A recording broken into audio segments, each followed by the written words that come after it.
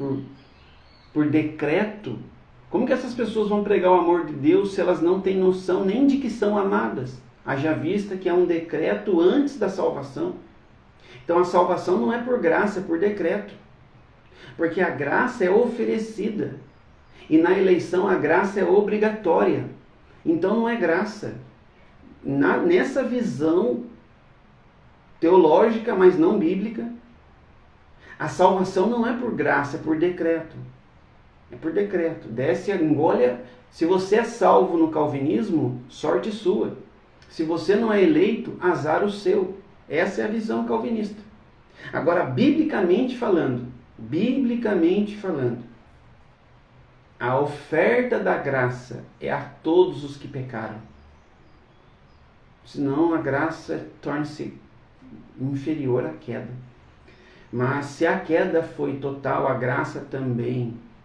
E ela não é irresistível. Nós podemos tratar um dia aqui só sobre graça, né? Pessoas que caíram da graça, Paulo orientando a não se afastar da graça, não cair da graça. Tem vários textos. Mas o ponto da aula de hoje é missões transculturais. É o propósito de Deus salvar o homem. Salvar o homem por meio de todo o seu plano. Porque a Bíblia diz, em Apocalipse 13:8, parte final, que o Cordeiro foi morto antes da fundação do mundo. Isso não é pretexto de eleição. Isso é presciência. Isso é conhecimento de Deus.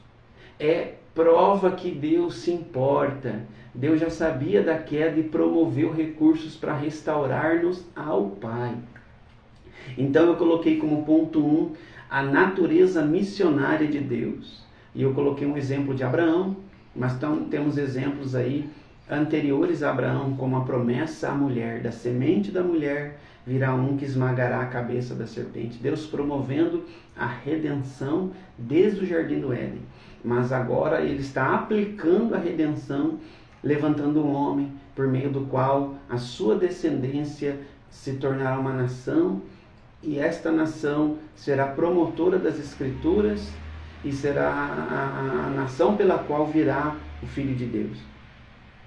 Então, você que tem desejo de fazer a obra missionária, é impossível fazer missões sem entender algumas coisas. Primeiro, a redenção. Você entendendo a redenção, que foi o resgate, você tem que entender primeiro o nível da sua queda. Total. Depravação total é o termo que se usa.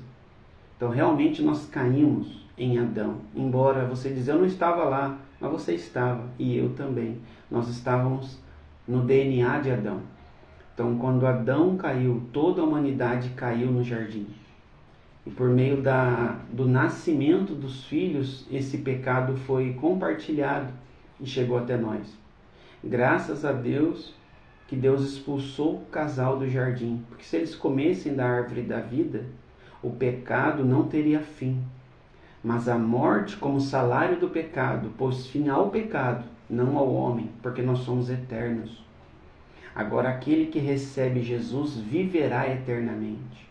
Porém, aquele que rejeita a graça de Deus estará em desprezo e vergonha eternos também, né? Então, entenda que Deus criou o inferno não para o ser humano.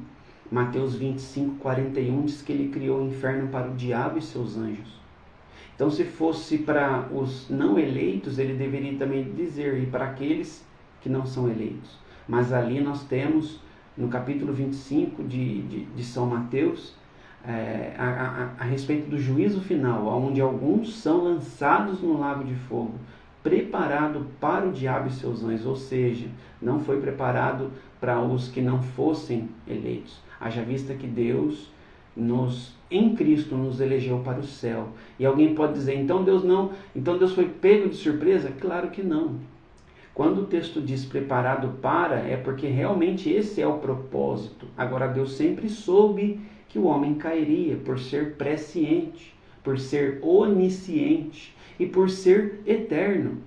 Diz o sábio, acho que foi John Wesley que disse, Deus, abre aspas, Deus vive no eterno presente.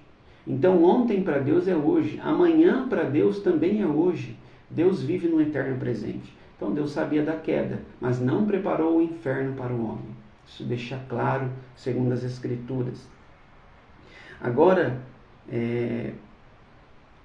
então falando de redenção, o que é redenção? Redenção, temos o exemplo no Antigo Testamento, o livro de Ruth, né, onde aquela jovem casada com Malom, né, que morava em Moabe, a sua sogra Noemi. A história de Ruth é linda. Noemi e Ruth, sogra e nora, voltam para Belém de Judá.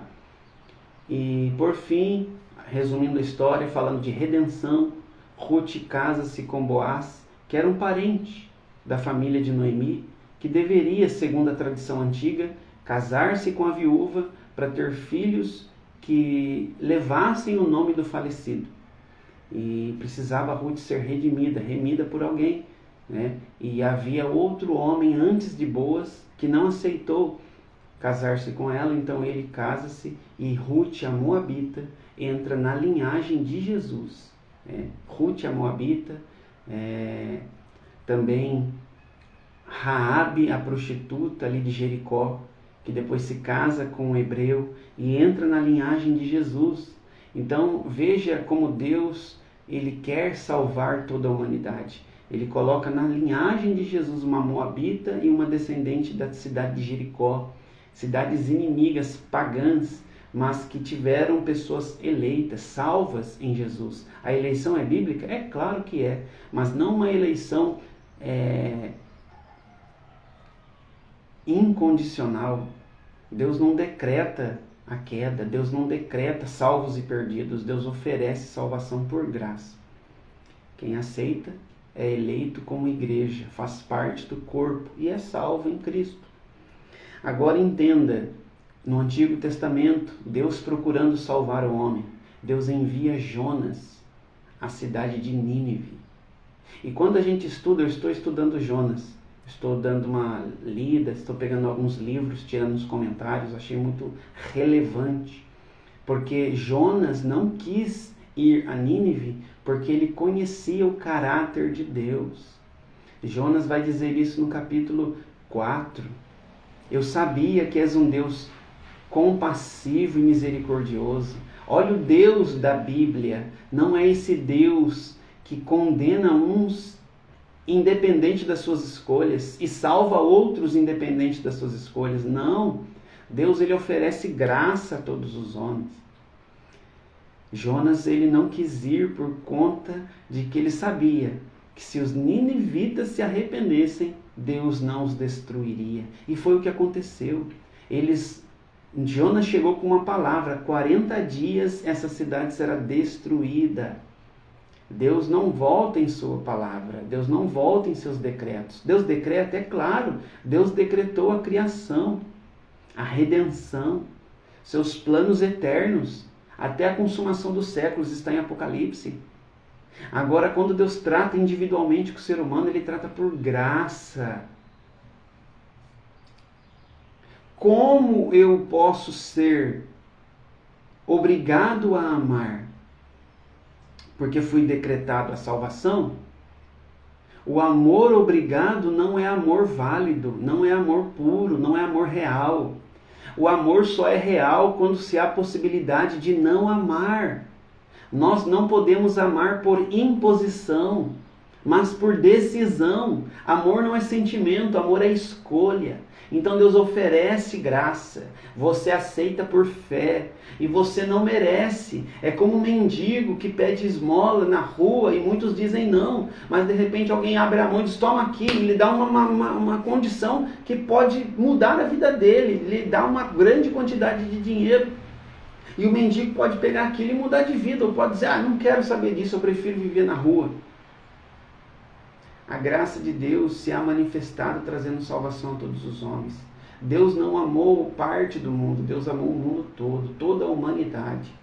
E não é pessoas de cada país, como tentam torcer o texto, mas Deus amou todos os homens. Agora, entendendo redenção, Jesus falou de Nínive, que Nínive se levantará no juízo, porque ouviu a pregação de Jonas e se converteu. Deus não destruiu aquele povo. Ah, mas lá em Naum diz que Deus destruiu. 150 anos depois. Significa pelo menos uma geração. Pelo menos, pode ser duas. Então, Deus destruiu os netos daquele povo. Não destruiu aquele povo nem os seus filhos. Destruiu os seus netos. Por quê? Porque caíram. Porque caíram. Porque a palavra de graça chegou. E aqueles que aceitaram foram salvos. Salvos não pela lei, pela graça. Inclusive no Antigo Testamento.